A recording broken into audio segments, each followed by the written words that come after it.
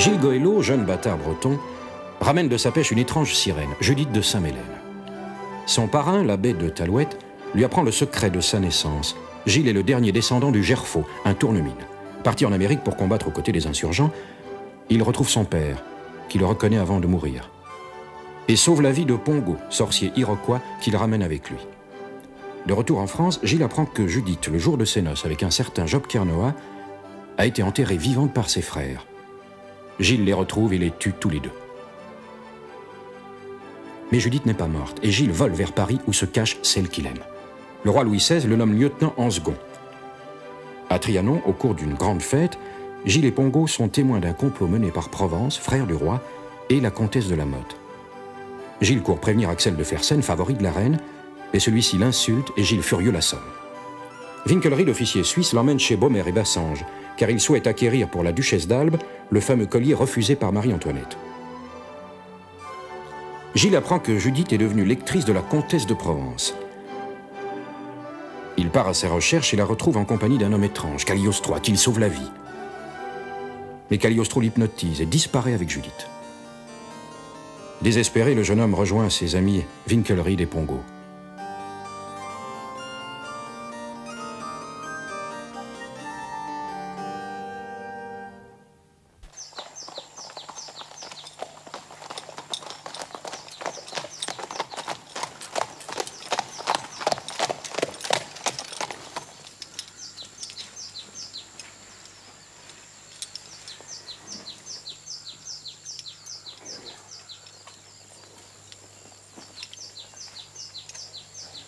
Bonjour, baron.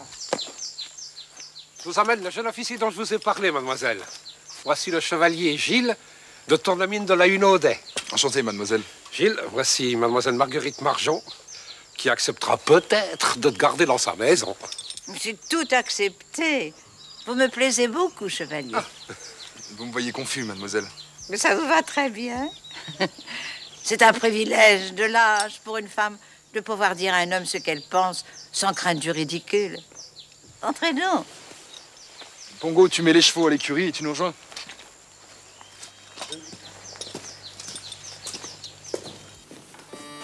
Rien de tel qu'une bonne tasse de café pour donner du ton à de nouvelles connaissances, s'il vous plaît. Comme je vous le disais tout à l'heure, j'avais tout d'abord pensé louer à une dame ayant le même âge et les mêmes goûts que moi. Mais il y a cette méchante odeur de tabac que les peintres eux-mêmes n'ont pas réussi à chasser de votre chambre. Mais votre ancienne locataire était une dame, à ce qu'on m'a dit. Elle fumait tout de même pas. Eh bien, si, comme une cheminée.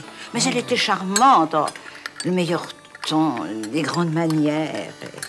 Elle était habillée à ravir par la modiste de la reine, mademoiselle Bertin. Mais elle était un peu bizarre. Parce qu'elle fumait. En Amérique, j'ai vu les Indiennes fumer la pipe. Oui, non, elle avait dû ramener cette maladie de ses nombreux voyages.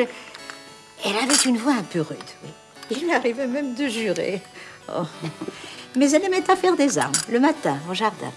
C'était une Amazone. Non, elle était bourguignonne.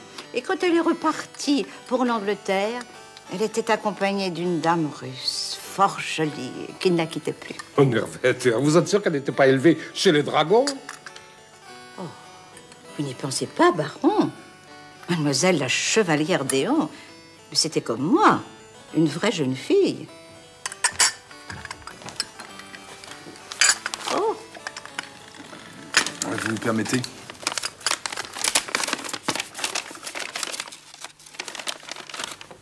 Babette dit que mademoiselle de la Tour a écrit pour prévenir qu'elle quittait le service de madame.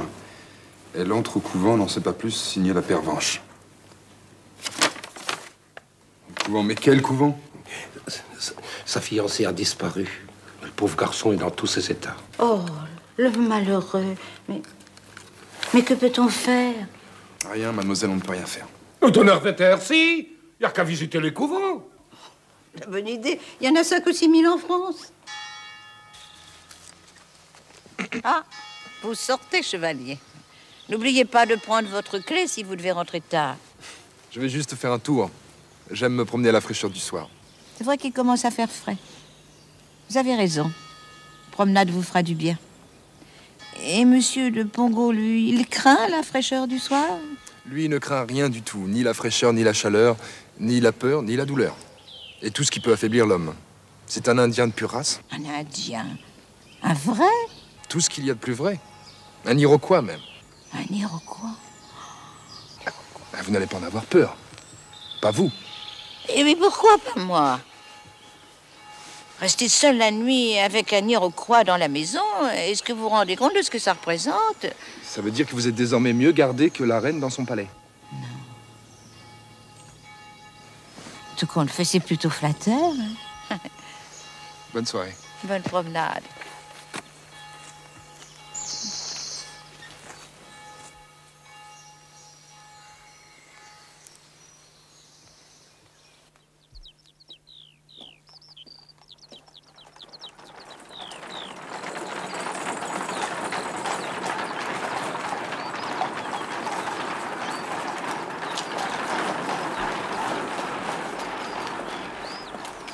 Pardonnez-moi, monsieur, de vous arrêter ainsi, mais me feriez-vous la grâce de me ramener chez moi? Croyez à mes regrets, madame, mais je suis fort pressé. Cela ne se dirait guère. Un homme de votre mine a toujours un instant au service d'une dame, que l'on veut bien dire jolie. C'est selon?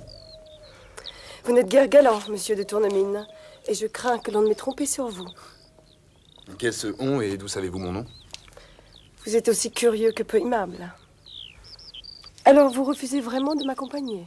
Je n'habite pas loin, rue de l'Orangerie. Et j'ai un peu peur. Mais madame, à quoi rime cette comédie? Que voulez-vous de moi? Profiter avec vous de cet après-midi si belle et vous plaire si je le puis. C'est difficile, on ne me plaît plus. J'aime quelqu'un. Ah, ce n'est pas une raison. Et puis, il ne faut jamais dire, Fontaine, je ne boirai pas de ton eau. Venez plutôt boire quelque chose de frais chez moi.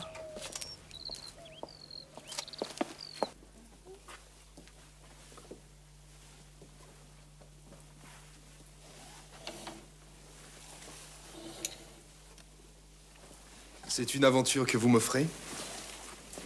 Pourquoi pas? Vous me plaisez et je vous plairai. Peut-être. Vous ne ressemblez guère pourtant à ces femmes qui font métier des amours de rencontre? Disons que pour moi, c'est un agréable passe-temps.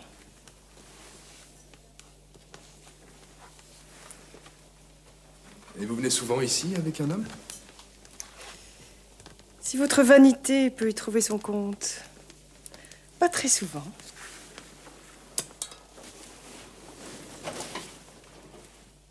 À présent, regardez-moi. Eh bien, que pensez-vous de votre conquête? Qu'elle est trop flatteuse et que vous vous moquez. Eh bien, mettez-moi à l'épreuve. Je ne vous ai conduit ici que pour me donner à vous.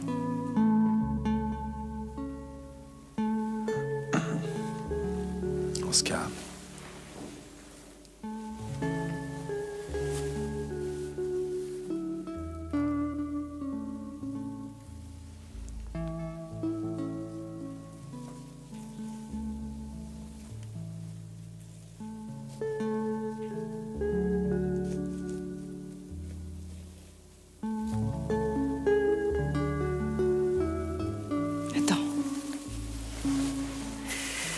Je fais ça très bien, moi aussi.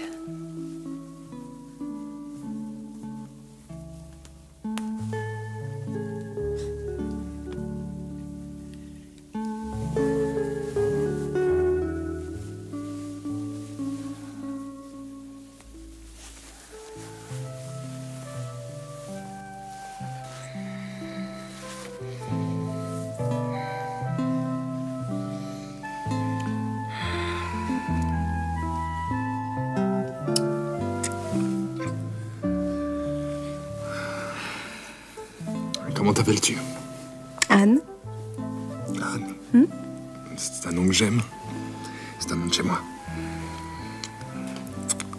Mais Anne comment? Ou plutôt Anne de quoi? Car je suis sûr que tu es noble. Anne de rien. Anne tout court. Qu'as-tu besoin d'en savoir davantage? Du moment que tu as envie de moi, autant que j'ai envie de toi.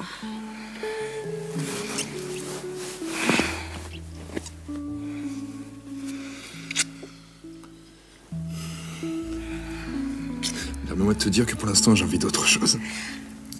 J'ai soif. Ah, oui. Bien sûr.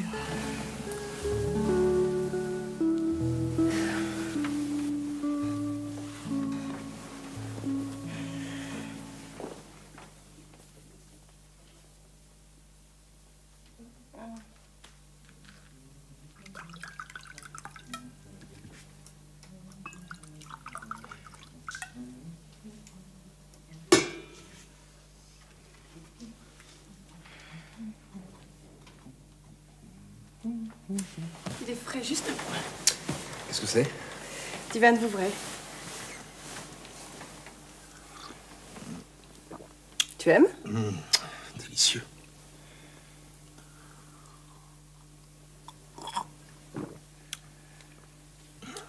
J'en boirais bien encore un peu.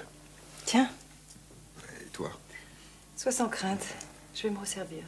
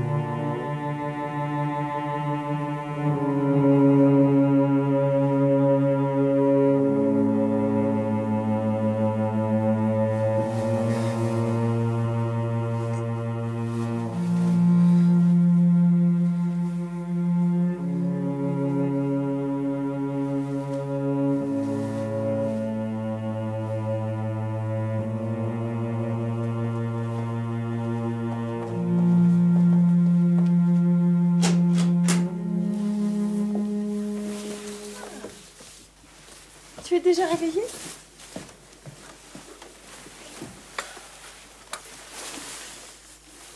Je pensais que tu en avais encore pour de bonnes heures.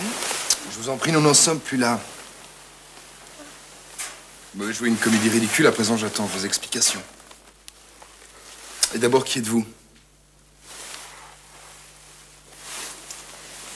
Cette nuit, tu disais mon nom assez doucement. Je m'appelle Anne. Cela ne me suffit plus. Si je comprends bien, vous m'avez fait enlever. Pourquoi? Parce que j'ai eu envie de te connaître. Et te connaissant, j'ai eu envie de te garder. Tu es connu, mon bel oiseau sauvage. Et je ne suis pas la seule femme qui souhaitait coucher avec le fameux Gerfaut. Apprendre de lui comment les Indiennes font l'amour. Comme tout le monde. Allons donc. Tu as eu là-bas une maîtresse extraordinaire. Une princesse rouge au nom barbare. N'est-ce pas Sitapanoki? Je vous interdis de prononcer son nom. Elle se donnait que par amour. Peut-être que je t'aime moi aussi. Cessez donc de mentir pour une fois. L'aventure d'hier soir était très claire. Vous cherchiez à vous distraire un moment. C'est ce que j'ai dit. Mais peut-être n'était-ce pas la vérité? Hein? Mon Dieu. Déjà, écoute, je n'ai pas le temps d'expliquer. Sache que je n'ai pas joué la comédie, pas vraiment. Et beaucoup moins que tu n'imagines. C'est vrai que tu me plais. Et j'ai horreur que l'on abîme ce qui me plaît, avant d'y avoir suffisamment goûté. Qu'est-ce que ça veut dire? Que si je n'avais pas agi comme je l'ai fait, tu serais mort à l'heure qu'il est. Sottise. Trouvez autre chose? Sur la mémoire de mon père, je jure que tu es en danger. pour avoir gravement offensé un puissant personnage. Et qui donc? Je te le dirai plus tard. Peut-être. Mais pour l'instant, il faut vraiment que je parte. Attends-moi sagement. Je reviendrai cette nuit.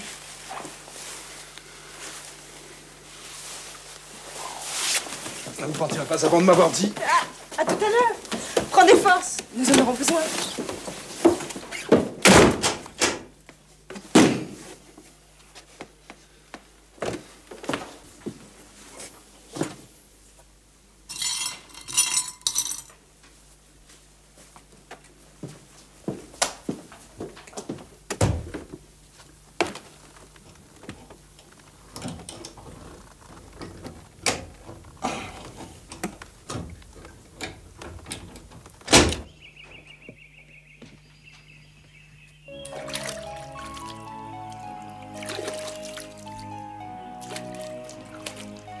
Judith.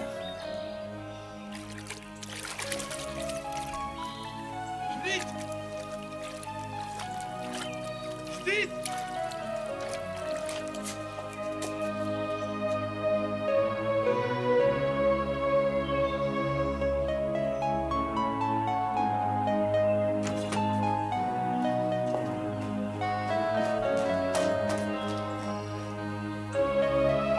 Judith! Judith! Judith!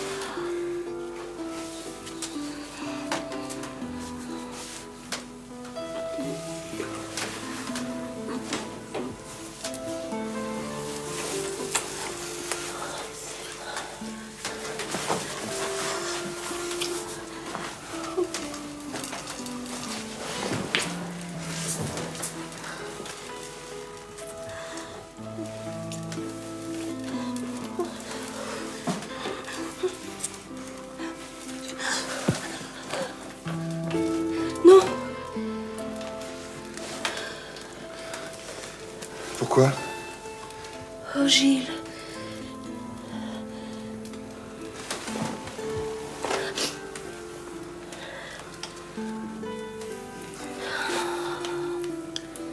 Je t'aime tant. Il y a des années, j'attends un instant pareil. Ah, pourquoi? Parce que je n'ai pas le droit, Gilles. Pas maintenant, pas encore. Je dois me garder pure. Pour qui? Pour payer une dette. Depuis que nous nous sommes quittés, voilà longtemps déjà, j'ai vécu de terribles heures. Dis-moi, as-tu reçu la lettre que j'avais confiée à l'abbé Talouette? La voilà.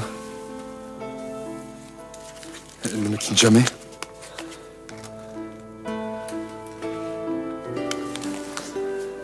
Alors tu connais une bonne partie de mon histoire. Il me reste pourtant à t'apprendre. S'il s'agit de ce qui s'est passé près du château de Tressesson, tu n'as rien à m'apprendre. Mon pauvre amour. Je sais quelle épouvante tu as vécu. Qui t'a dit? Tudal. Tu l'as vu? J'ai vu Morvan aussi.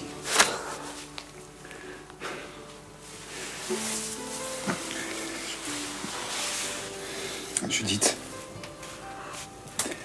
Je les ai tués. Tous les deux? Oui. J'étais fou de colère et de désespoir. Parce que je ne savais pas encore que les châteaux Giron t'avaient sauvé. Vas-tu me le reprocher? Oh non! Non, tu as bien fait. Ils étaient l'un et l'autre des monstres qui ne voyaient en moi qu'un objet monnayable. faisais peur. Je crois que je respirerai mieux grâce à toi maintenant. Grâce à toi, je n'ai plus à craindre qu'il me retrouve.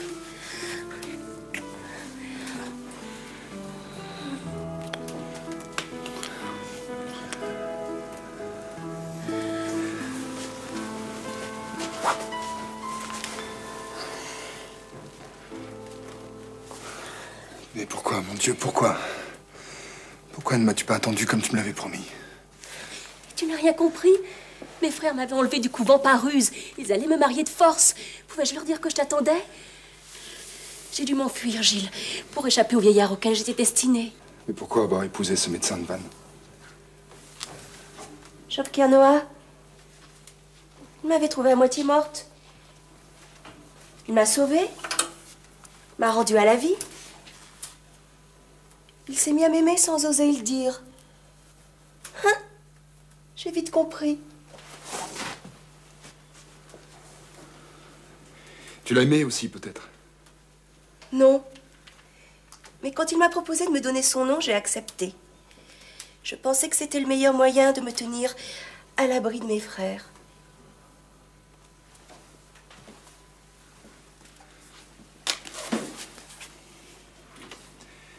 Et moi, Judith? Et moi, est-ce que je ne pouvais pas te protéger?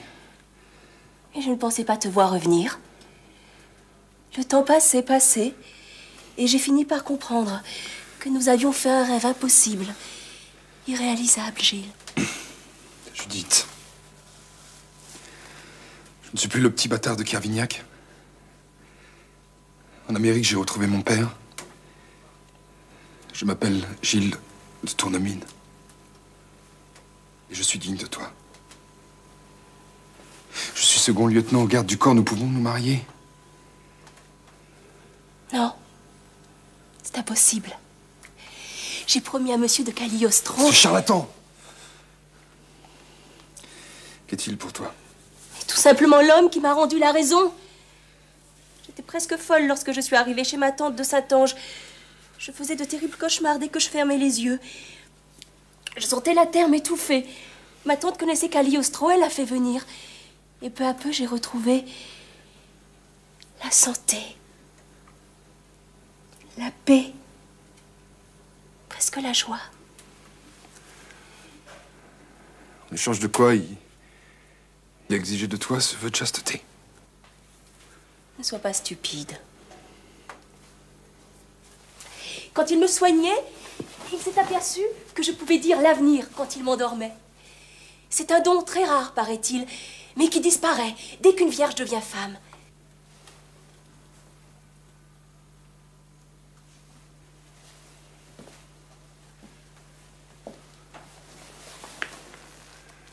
Judith, c'est à ça que tu sacrifies notre bonheur? Sais-tu que je te cherche depuis des semaines? Et que je te chercherai encore sans cette femme qui m'a amené ici? Une femme? Quelle femme? Je la connais pas. Je l'ai rencontrée à Versailles, elle m'a fait boire du vin et je me suis retrouvé ici. Qu'est-ce que c'est que cette histoire? Où l'as-tu rencontrée, cette femme? Je viens de te le dire. À Versailles. Ce sont des choses qui arrivent. Je te jure que je ne connais rien de cette dame. Je sais seulement qu'elle s'appelle Anne. Mais c'est de plus en plus clair. Et comment est-elle, cette dame? Elle est grande, assez jolie. Elle a des yeux verts. Et oui, elle dégage un intense parfum de rose. Un intense parfum de rose. Il faut tout de même s'approcher assez près de quelqu'un pour distinguer un parfum dans une ville où tout le monde s'inonde d'essences variées. Alors vous ne connaissez pas cette femme? Non. Vous êtes le plus fieffé menteur que je connaisse, Gilles Goëlo. Comment? Vous prétendez appartenir à la maison du roi, donc fréquenter la cour. Et vous ne connaîtriez pas la comtesse de Balby? La ravissante, la toute-puissante maîtresse du comte de Provence, qu'elle trompe d'ailleurs avec tous les hommes dont elle a envie. Julie! Et vous ne sauriez pas que si elle prend la peine de droguer un imbécile et de l'amener ici, à Grosbois, dans un château de monsieur où il ne met jamais les pieds, ce n'est sûrement pas pour lui apprendre à tricoter des mitaines? Vous avez couché avec elle? Voilà la vérité! Moi? Oui, vous, Gilles Goëlo. Je m'appelle plus Gilles Goëlo. Je m'appelle Gilles de Tournemine. Oh, veuillez me pardonner, monsieur de Tournemine. Tournemine. Tournemine. Tournemine de la Hunaudet, peut-être? Oui. Et pourquoi pas aussi ce fameux Gerfaut, dont on parlait beaucoup chez madame? Le Gerfaut, mon bon seigneur, ce fameux trousseur de princesses indiennes, n'est-il pas vrai? Judith, tout cela est ridicule.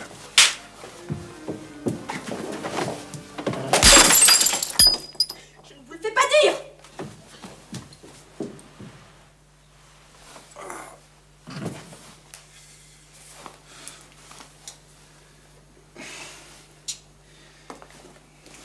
Qu'est-ce que ça signifie? On me drogue, on m'assomme! Qu'est-ce qu'elles sont toutes, ces femmes?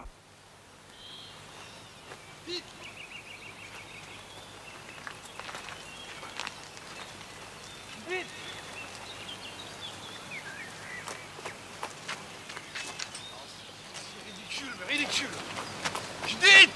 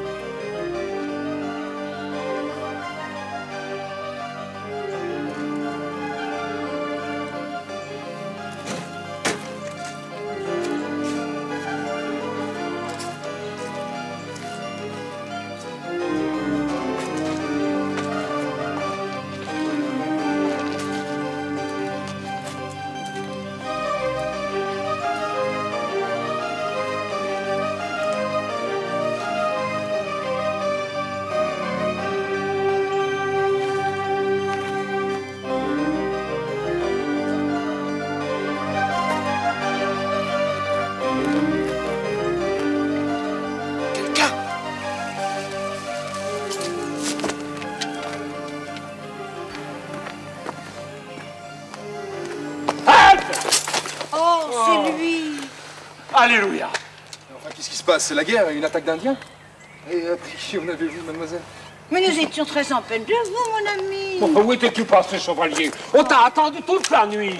Pongo a cru que Seigneur Gerfaut partit rejoindre ses ancêtres. Pas encore. Mais je vous en prie, donnez-moi quelque chose à manger, sinon je crois que je vais m'écrouler. Ah, ben là, Prenez soin de lui, prenez soin de lui. Ah, écoute. J'ai donc ramené cette dame chez elle. Et pour me remercier, elle m'a offert de boire du vin de Vouvray. Délicieux, d'ailleurs. Non, je le connais. Il est presque aussi beau que notre fendant. Et au réveil, je me suis retrouvé dans la chambre d'un château qui s'appelle Grosbois. Et je me suis sauvé et me voilà. Une histoire de fou. T'as été drogué.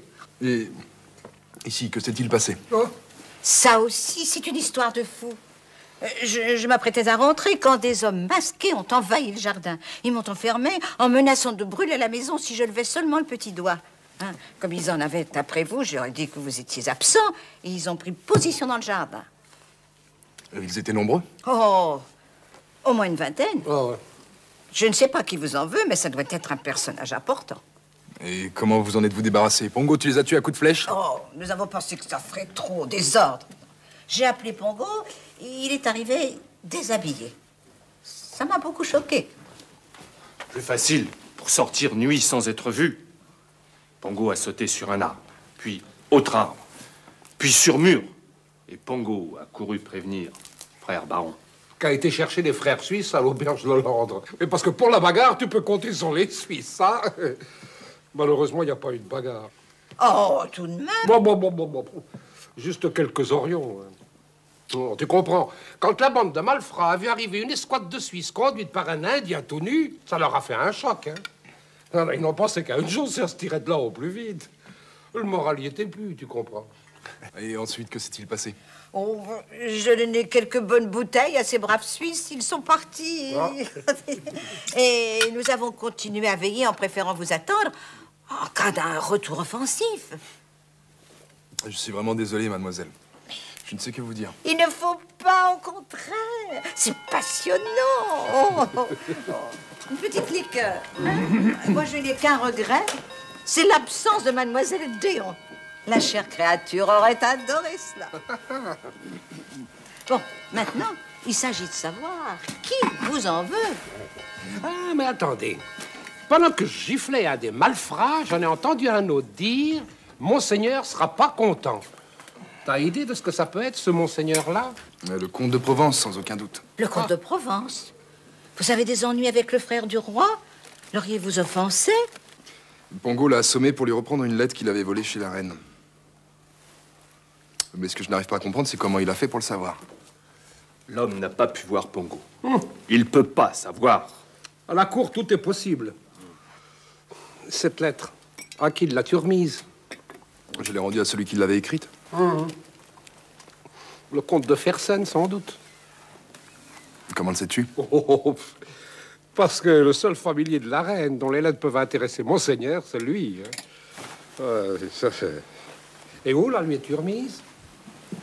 À l'hôtel d'York où nous logions tous les deux. Alors cherche pas. Monseigneur a des espions partout. Et il a dû recommander chaudement Fersen. Donc votre conversation a été entendue et rapportée, c'est sûr. Simple hypothèse. Alors, rien ne prouve que le piège qui vous a été tendu soit l'œuvre du gros Provence. Tout le prouve, ma chère mademoiselle Marjon. Car pour tout vous dire, la femme qui m'a enlevé et fait boire m'a dit qu'elle l'avait fait pour m'éviter un grand danger. Et cette femme n'est autre que la comtesse de Balby. Oh, bah alors tout est clair. Oh, le complot est signé, Monseigneur, ça c'est sûr. Mais dis-moi, t'as de la chance d'être aimé par la belle Anne, hein? Oui et non. Car pour tout vous avouer, à Grosbois, j'ai retrouvé Judith. Judith? Sa fiancée. Oh, alors? Mais qu'elle n'aime pas, mais pas du tout, Madame de Balby. C'est pas possible. Mon frère a passé une nuit pleine d'étoiles. Mon frère est heureux. Alléluia! Oh, baron! Eh bien, les gens de la poste ont de curieuses manières ces temps-ci. C'est pour vous, chevalier?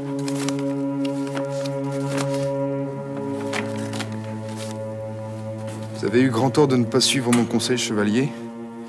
À présent, il est inutile de revenir où vous savez, car à l'heure où vous lirez cette lettre, la personne qui vous intéresse n'y sera plus. On l'emmène en sûreté. Tenez-vous en repos et laissez le temps et les hommes travailler en paix. Disparu. Judith a disparu. Oh, chevalier. Ce maudit sorcier l'a encore enlevé à mon nez et à ma barbe. Oh, oh non, chevalier, ce sont des cadeaux de Mademoiselle Déon et j'ai la faiblesse d'y tenir. Non, je vous en prie, pas ça. Oh. Excusez-moi, mademoiselle.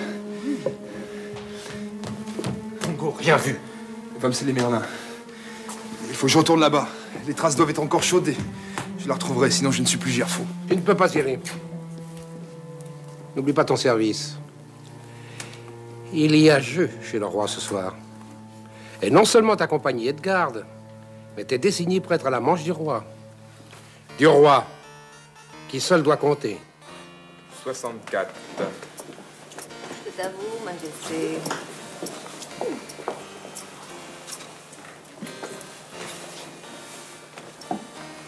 Vous me semblez bien joyeux ce soir, mon frère.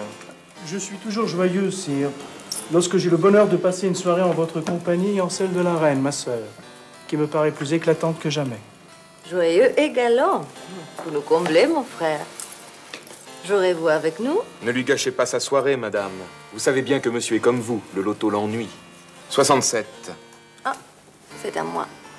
Avouez, sire, qu'il existe des jeux plus passionnants. Le pharaon, par exemple. 11. Ah, c'est à moi. Un jeu pour tripot. Permettez-moi de lui préférer le loto. C'est un jeu sans méchanceté, un jeu simple, pour des cœurs simples. 71. Ah, c'est à moi.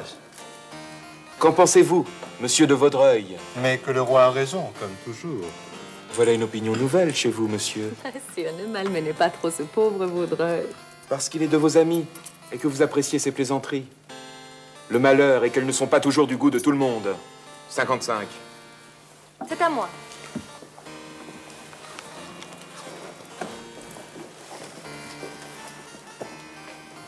Le roi est de bien mauvaise humeur ce soir.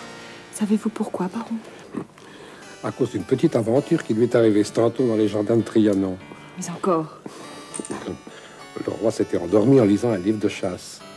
Il a trouvé en s'éveillant son livre échangé contre un ouvrage de l'Arétin orné de gravures rosées. Vraiment?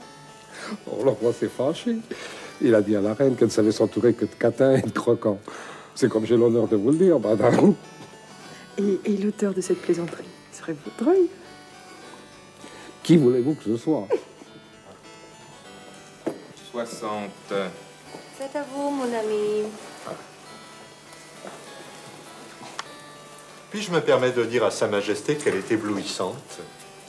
Gageons que vous portez ce soir la nouvelle création de Mademoiselle Bertin. Mais oui. Quelle merveille! Je crois en effet que cette bonne rose s'est surpassée. Ça jouons. Et que les gens incapables de parler d'autre chose que de futilité prennent au moins la peine de se faire oublier. 51. À qui est-ce? C'est à vous, mon frère. Soyez un peu au jeu. Vous regardez ce jeune homme comme s'il avait la tête de méduse. N'avez-vous jamais vu un garde du corps? Celui-ci est nouveau, je ne crois pas l'avoir jamais vu. Monsieur de Tournemine, veuillez donc à nous faire porter l'eau de Vichy. Nous avons soif. De l'eau de Vichy à vous, mon frère? Ma foi, oui. La sonne, mon médecin, me recommande d'en boire beaucoup pour éviter les somnolences après les repas. Allez, monsieur de Tournemine. Aux ordres du roi. Vous devriez essayer, mon frère. Vous buvez trop de Bourgogne. 51. Puisque vous êtes en veine de commission, chevalier, rapportez-moi donc un sorbet. Tout à l'heure, madame, quand le roi sera servi. Toujours aussi galant, à ce que je vois. Nous avons à parler, mon bel ami. Vous me devez quelques explications, il me semble. Je n'en ai pas conscience, madame. Et le roi attend. Qu'il attende. Au diable, le roi. Je veux te voir, tu entends? Et cette nuit même. Le roi a dit nous voulons et vous prétendez passer avant le roi. C'est une chose que je ne supporte pas, c'est que l'on se moque de moi. Je t'attendrai jusqu'à l'aube dans la maison que tu connais. Celle d'où l'on sort de si étrange façon. Ce n'est guère tentant. Tu sais très bien que ce ne sera pas du tout, mais pas du tout la même chose. Alors tu viendras. Ma foi... Non. Décidément, je n'aime pas votre vin de Vouvray. Tu auras du champagne. Et je te conseille de venir. J'ai réussi à obtenir que l'on cesse de visiter ton jardin la nuit. Cela mérite peut-être un petit remerciement. Alors tu viendras. Dans ce cas, peut-être. À présent, si vous voulez bien m'excuser.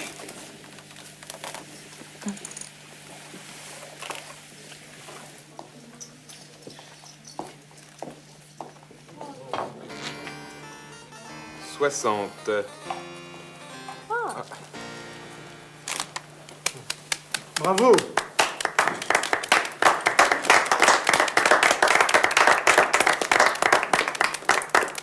On comprend que vous n'aimiez pas le loto, mon frère. Il vous maltraite fort. Par contre, il vous réussit à merveille, sire. Vous êtes le grand gagnant. Mais il est vrai que je n'aime pas les jeux de hasard. Vous préférez ceux de l'habileté. Mais quel que soit le jeu, mon frère, il y entre toujours une part de hasard. Vichy, sire.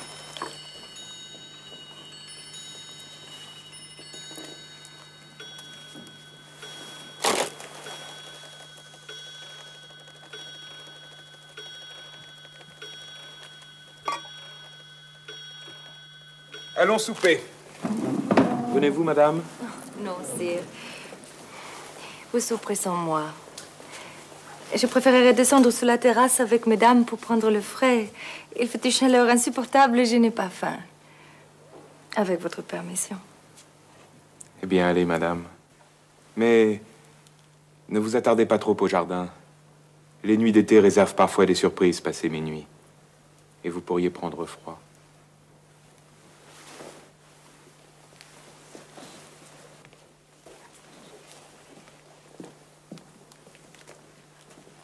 Quant à nous, messieurs, qui sommes de nature moins éthérée, nous irons souper. Allez, mon frère, je vous suis.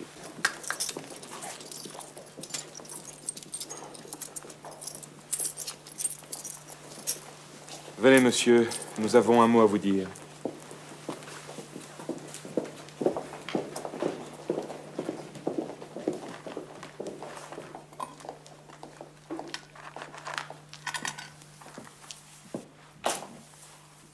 Vous nous avez dit, chevalier, que nous pouvions tout demander à votre dévouement.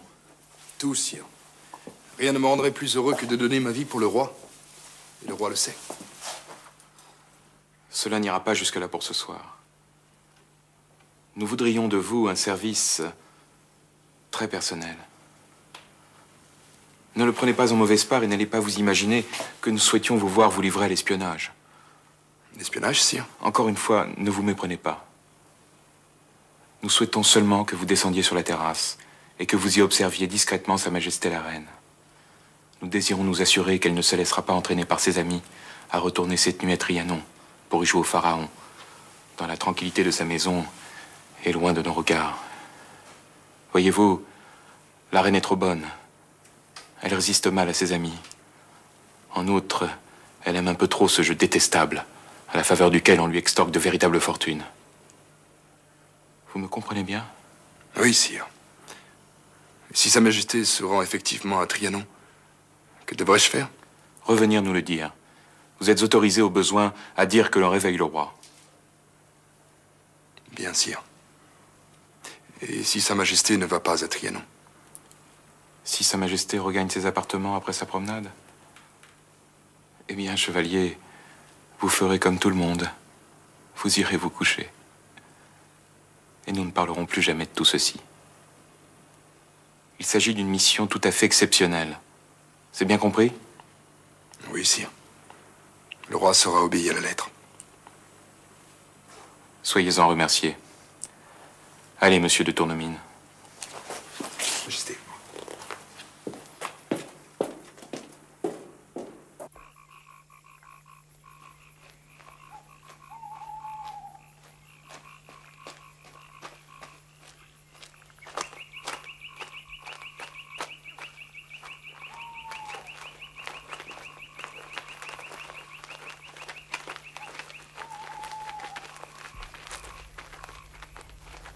Bien, comtesse. Est-ce prêt? Tout à fait prêt, madame. Si la reine veut bien jeter un coup d'œil à travers ses branchages, elle pourra apercevoir la femme. Est-ce qu'elle me ressemble beaucoup? Votre Majesté jugera. Et lui? Je vais le chercher, madame.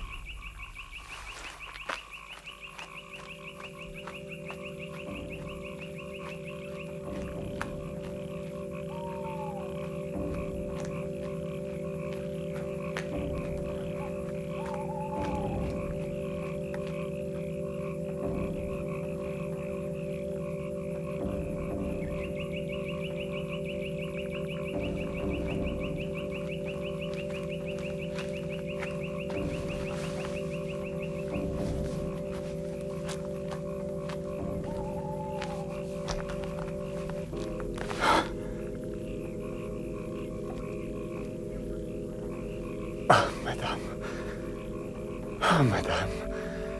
Enfin, votre Majesté veut bien pardonner.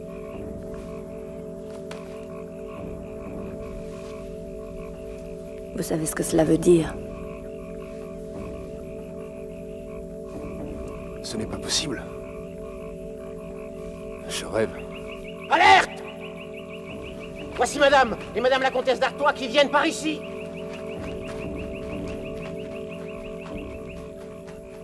On a envie d'applaudir. Nous pouvons féliciter Madame de la Motte. Elle s'entend à merveille pour monter une comédie. Vous devriez, Madame, lui confier votre théâtre de Trianon. En tout cas, il y a longtemps que je ne m'étais autant amusée.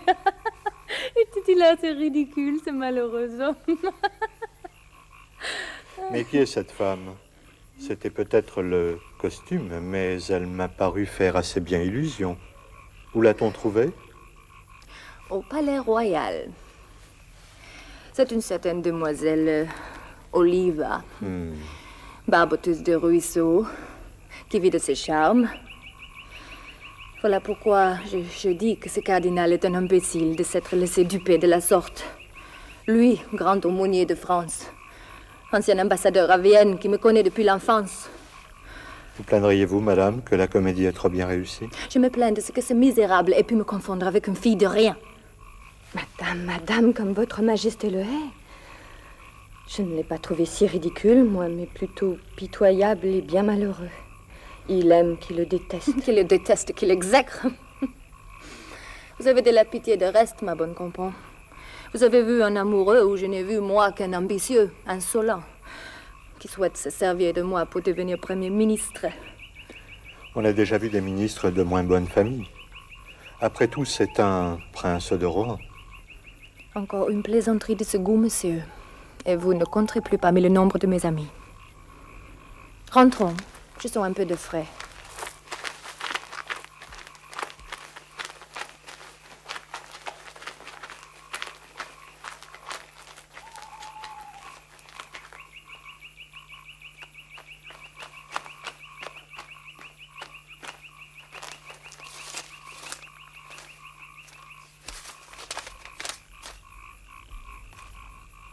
Vous trouverez dans l'obéissance absolue les suprêmes récompenses qui sont le lot des grands esprits.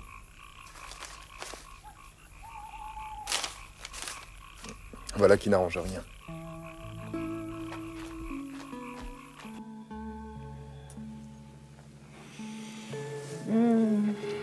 Je savais que tu viendrais. Je t'aime, Boucher. Je croyais que tu n'aimais que le plaisir. Mais le plaisir, c'est toi. Qu'est-ce que tu as? Des ennuis? Oui et non. Si tu veux tout savoir, je n'ai pas du tout aimé cette soirée au palais. Pas plus que cette coterie insolente qui entoure la reine ne songe qu'à se moquer du roi. Je trouvais qu'il se défendait assez bien ce soir. Et puis que t'importe le roi. Il se trouve que je suis fier de le servir. C'est un homme loyal et bon. Trop bon. Et la bonté est en général tellement ennuyeuse. C'est un reproche qu'on ne peut pas faire à Zaza. Zaza?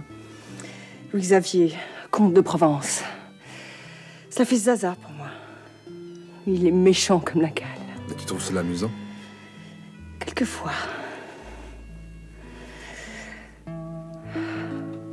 Ah, c'est parler de ces gens. Si tu savais comme tu me plais.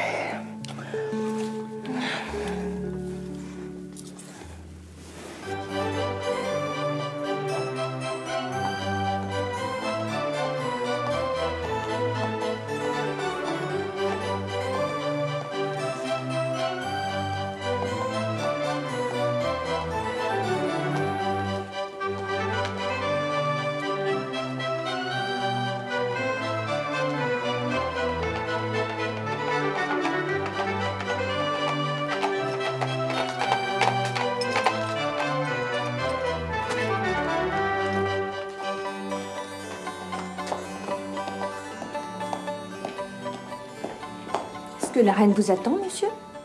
En aucune façon, madame. Et j'ai pleine conscience de mon audace. Mais ayez la bonté de prier Sa Majesté de croire que seule une affaire urgente m'a conduit jusqu'ici. Urgente au point de ne pouvoir attendre jusqu'à demain matin? La reine donne volontiers audience après la messe du palais, mais déteste être dérangée ici. Je regrette, madame, mais c'est impossible. Il faut absolument que je parle à la reine. Et seule. Pas plus. Mais vous rêvez, monsieur. Je ne crois pas. Veuillez remettre ceci à Sa Majesté, j'attendrai ici sa réponse. On n'en remet pas de placé cacheté à la reine. Ceci n'est pas un placé. Madame, si j'ai scellé ce billet de mes armes, c'est pour que seuls les yeux de la reine le lisent.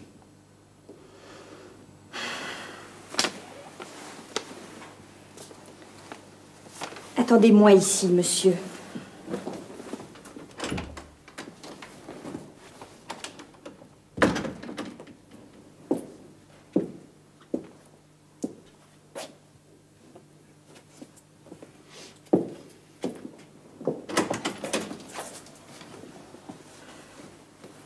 Eh bien, suivez-moi.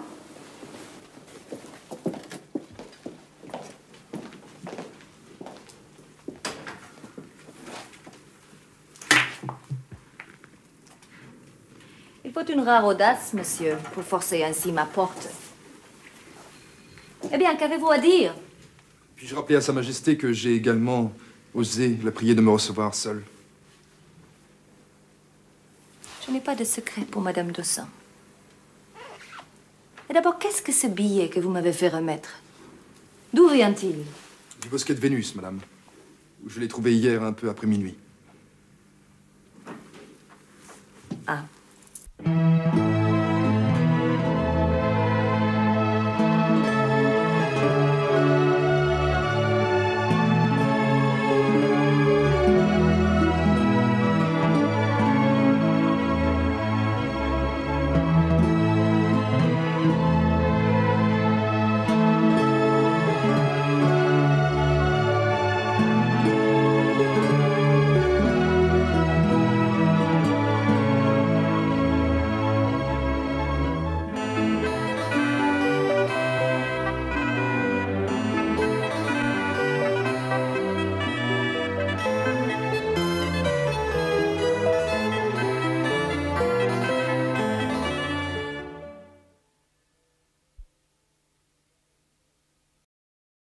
De te garder dans sa maison. J'ai tout accepté. Vous me plaisez beaucoup, chevalier. Vous me voyez confus, mademoiselle. Mais ça vous va très bien. C'est un privilège de l'âge pour une femme de pouvoir dire à un homme ce qu'elle pense sans crainte du ridicule. Entrez-nous. Pongo, tu mets les chevaux à l'écurie et tu nous rejoins.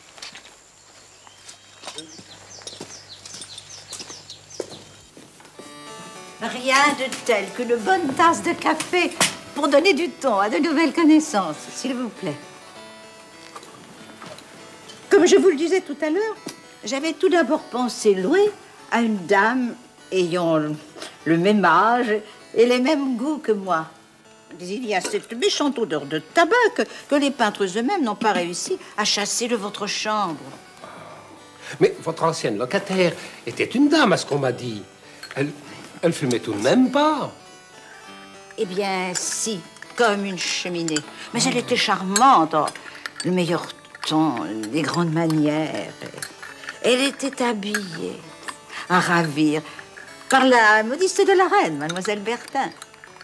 Mais elle était un peu bizarre. Parce qu'elle fumait? En Amérique, j'ai vu les Indiennes fumer la pipe. Oui, non, elle avait dû ramener cette maladie de ses nombreux voyages. Elle avait une voix un peu rude, oui. Il lui arrivait même de jurer. Oh. Mais elle aimait à faire des armes, le matin, au jardin. C'était une Amazone. Non, elle était bourguignonne. Et quand elle est repartie pour l'Angleterre, elle était accompagnée d'une dame russe, fort jolie, qui ne la quittait plus. Oh, Nervette, vous êtes sûr qu'elle n'était pas élevée chez les dragons? Oh, vous n'y pensez pas, baron. Mademoiselle la chevalière d'Éon, c'était comme moi, une vraie jeune fille. Oh. Vous me permettez?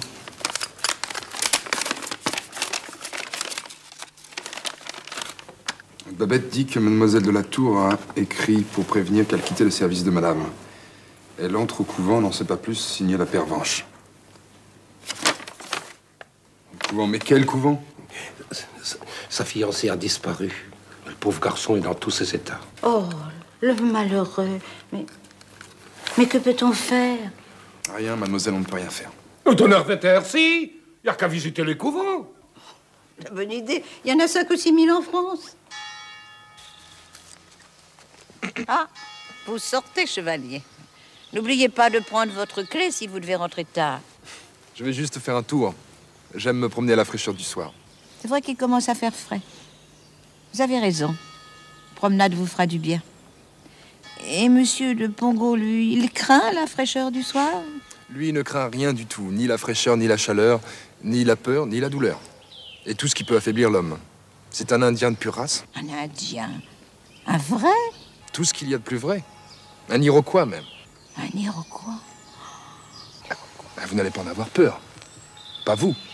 Et mais pourquoi pas moi? Rester seul la nuit avec un Iroquois dans la maison, est-ce que vous vous rendez compte de ce que ça représente? Ça veut dire que vous êtes désormais mieux gardé que la reine dans son palais. Non. Tout compte fait, c'est plutôt flatteur. Bonne soirée. Bonne promenade.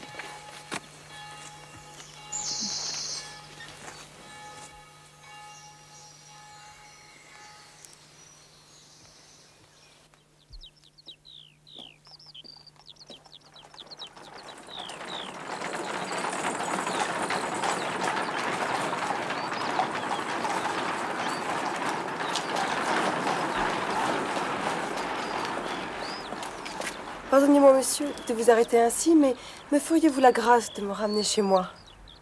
Croyez à mes regrets, madame, mais je suis fort pressé. Cela ne se dirait guère. Un homme de votre mine a toujours un instant au service d'une dame, que l'on veut bien dire jolie. C'est selon. Vous n'êtes guère galant, monsieur de Tournemine, et je crains que l'on ne m'ait trompé sur vous. Qu'est-ce on et d'où savez-vous mon nom? Vous êtes aussi curieux que peu aimable. Alors, vous refusez vraiment de m'accompagner? Je n'habite pas loin, rue de l'Orangerie. Et j'ai un peu peur. Mais madame, à quoi rime cette comédie? Que voulez-vous de moi? Profiter avec vous de cet après-midi si belle et vous plaire si je le puis. C'est difficile, on ne me plaît plus. J'aime quelqu'un. Ah, ce n'est pas une raison. Et puis, il ne faut jamais dire, Fontaine, je ne boirai pas de ton eau. Venez plutôt boire quelque chose de frais chez moi.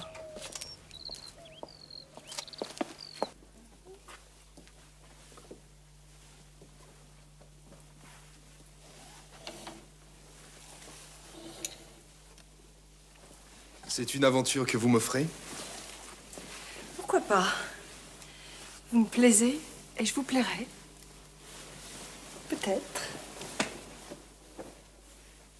Vous ne ressemblez guère pourtant à ces femmes qui font métier des amours de rencontre?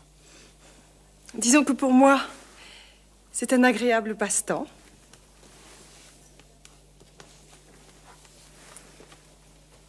Et vous venez souvent ici avec un homme? Si votre vanité peut y trouver son compte, pas très souvent.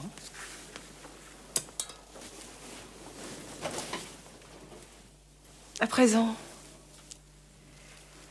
regardez-moi. Eh bien, que pensez-vous de votre conquête? Qu'elle est trop flatteuse et que vous vous moquez. Eh bien, mettez-moi à l'épreuve. Je ne vous ai conduit ici que pour me donner à vous.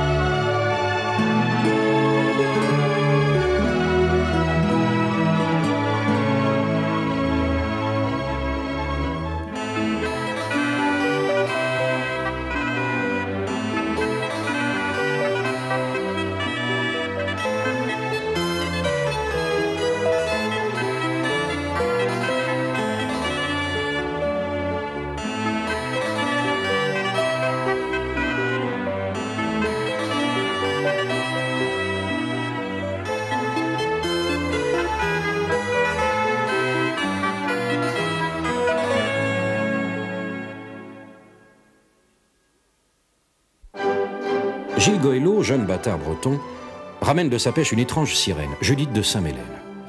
Son parrain, l'abbé de Talouette, lui apprend le secret de sa naissance. Gilles est le dernier descendant du Gerfaut, un tournemine. Parti en Amérique pour combattre aux côtés des insurgents, il retrouve son père, qui le reconnaît avant de mourir, et sauve la vie de Pongo, sorcier iroquois, qu'il ramène avec lui. De retour en France, Gilles apprend que Judith, le jour de ses noces avec un certain Job Kernoa, a été enterrée vivante par ses frères. Gilles les retrouve et les tue tous les deux. Mais Judith n'est pas morte, et Gilles vole vers Paris où se cache celle qu'il aime. Le roi Louis XVI le nomme lieutenant en second. À Trianon, au cours d'une grande fête, Gilles et Pongo sont témoins d'un complot mené par Provence, frère du roi, et la comtesse de la Motte. Gilles court prévenir Axel de Fersen, favori de la reine, et celui-ci l'insulte et Gilles furieux l'assomme. Winkelried, l'officier suisse, l'emmène chez Baumer et Bassange, car il souhaite acquérir pour la duchesse d'Albe le fameux collier refusé par Marie-Antoinette. Gilles apprend que Judith est devenue lectrice de la comtesse de Provence. Il part à ses recherches et la retrouve en compagnie d'un homme étrange, Cagliostro, à qui il sauve la vie. Mais Cagliostro l'hypnotise et disparaît avec Judith. Désespéré, le jeune homme rejoint ses amis Winkelried et Pongo.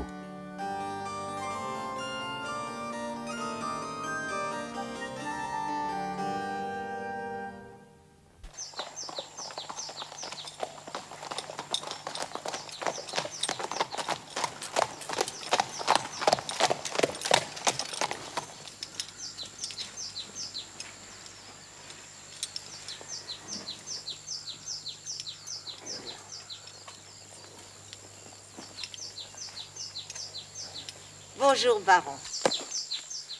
Je vous amène le jeune officier dont je vous ai parlé, mademoiselle. Voici le chevalier Gilles de Tournemine de la Hunaudet. Enchanté, mademoiselle. Gilles, voici mademoiselle Marguerite Marjon, qui acceptera peut-être... Oscar.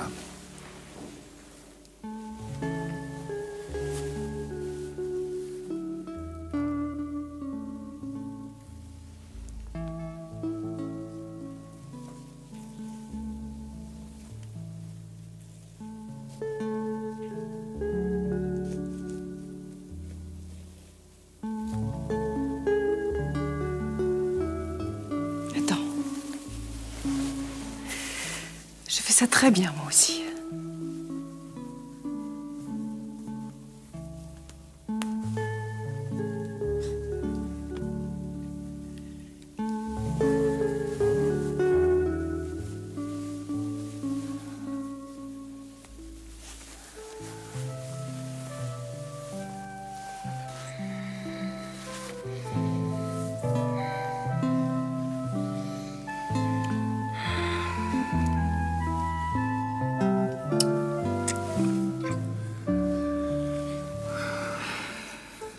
Comment t'appelles-tu? Anne.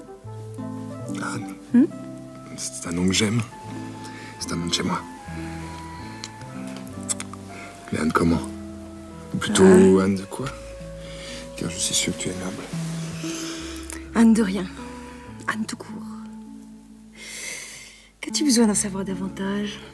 Du moment que tu as envie de moi, autant que j'ai envie de toi.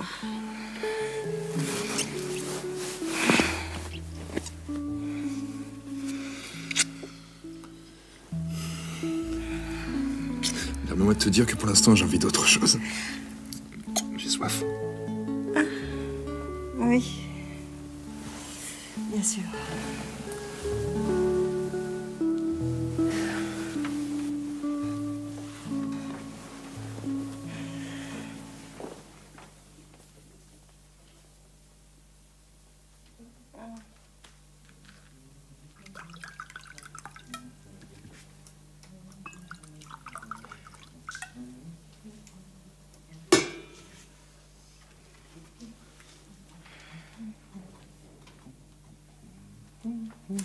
Il est frais, juste un point. Qu'est-ce que c'est? Du vin de Vouvray. Tu aimes? Délicieux.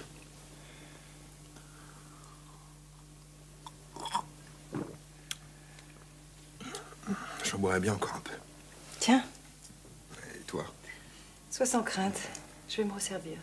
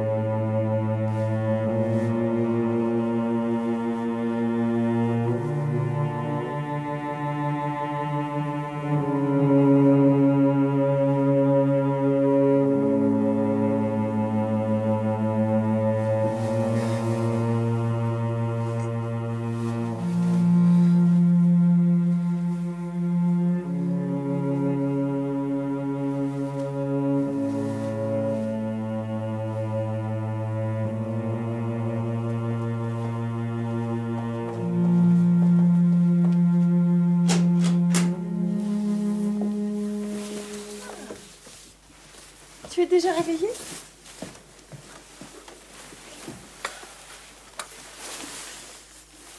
Je pensais que tu en avais encore pour de bonnes heures. Je vous en prie, nous n'en sommes plus là. Vous avez joué une comédie ridicule, à présent j'attends vos explications. Et d'abord, qui êtes-vous? Cette nuit, tu disais mon nom assez doucement. Je m'appelle Anne. Cela ne me suffit plus. Si je comprends bien, vous m'avez fait enlever. Pourquoi? Parce que j'ai eu envie de te connaître. Et te connaissant, j'ai eu envie de te garder. Tu es connu, mon bel oiseau sauvage. Et je ne suis pas la seule femme qui souhaitait coucher avec le fameux Gerfaut. Apprendre de lui comment les Indiennes font l'amour. Comme tout le monde. Allons donc. Tu as eu là-bas une maîtresse extraordinaire. Une princesse rouge au nom barbare. N'est-ce pas Sita Panoki? Je vous interdis de prononcer son nom. Elle se donnait que par amour. Peut-être que je t'aime moi aussi. Cessez donc de mentir pour une fois. L'aventure d'hier soir était très claire. Vous cherchiez à vous distraire un moment. C'est ce que j'ai dit. Mais peut-être n'était-ce pas la vérité? Hein? Mon Dieu. Déjà, écoute, je n'ai pas le temps d'expliquer. Sache que je n'ai pas joué la comédie, pas vraiment. Et beaucoup moins que tu n'imagines. C'est vrai que tu me plais. Et j'ai horreur que l'on abîme ce qui me plaît, avant d'y avoir suffisamment goûté.